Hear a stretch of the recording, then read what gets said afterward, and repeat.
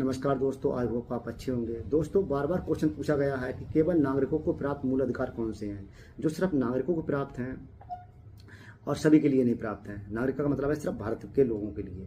15, 16, 19, 29 और 30 ये बहुत ही इंपॉर्टेंट है। अनुच्छेद 39 का पुरुष एवं स्त्री को आजीविका उपार्जन के पर्याप्त साधन, में समुदाय की भौतिक संपदा का स्वामित्व एवं नियंत्रण सामूहिक हित के लिए होना चाहिए। राज्य उत्पादन के साधनों का राष्ट्रीयकरण कर सकता है। में कहा गया है कि आर्थिक व्यवस्था इस प्रकार चले कि धन और उत्पादन के साधनों का केंद्रण न हो। ये सब 39 के बारे में बात हो रही है। तो 39 कहता है पुरुषों और स्त्रियों के लिए समान कार्य के लिए समान वेतन की बात करता है। में कहा गया है कर्मकारों के स्वास्थ्य और शक्ति तथा बालकों की सुकुमार अवस्था का दुरुपयोग न हो पाए। अनुच्छेद 39 कहता है बालकों को स्वतंत्र एवं गर्मामय वातावरण में स्वस्थ विकास के अवसर प्राप्त हों। अल्पवयस्क के व्यक्तियों को शोषण से तथा नैतिक और आर्थिक परित्याग से रक्षा की जाए। अनुच्छेद 41 कहता है कि कुछ दशाओं में काम, शिक्षा और लोक सहायता पाने का अधिकार।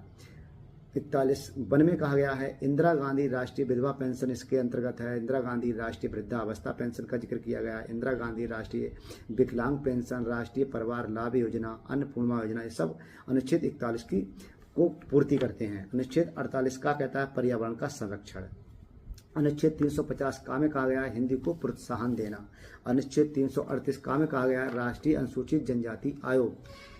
भारतीय संविधान के प्रमुख संशोधन ध्यान रखना है कि अनुच्छेद पहला संशोधन किया गया था 1951 में। स्वतंत्रता, समानता एवं संपत्ति से संबंधित मौलिक अधिकारों को लागू से संबंधित कठिनाइयों को दूर करने का प्रयास किया गया था। समानता, स्वतंत्रता, संपत्ति।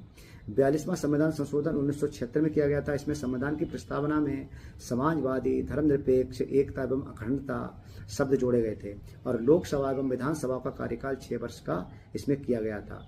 वन संपदा, शिक्षा, जनसंख्या नियंत्रण राज्य सूची से संवर्ती सूची में ये रखे गए दोस्तों। फिर 69वां संविधान संशोधन 1991 में आया था। दिल्ली को राष्ट्रीय राजधानी घोषित किया गया था। अब आपको ये ध्यान रखना है राज्यपाल मुख्य सचिव, अधिवक्ता, राज्य लोक सेवा आयोग के अध्यक्ष एवं सदस्यों की नियुक्ति करता है। उच्च न्यायालय के न्यायाधीशों के चयन में परामर्श देता है। लद्दाख संघीय क्षेत्र का दर्जा दिया कोई विधायिका नहीं है, वहां पर जम्मू कश्मीर संघीय क्षेत्र की विधायिका होगी। अनुच्छेद 247 में कहा गया कुछ अतिरिक्त न्यायालयों की स्थापना करना। अनुच्छेद 249 में राष्ट्रीय हित के लिए हम लोग पढ़ चुके हैं। तो दोस्तों धन्यवाद।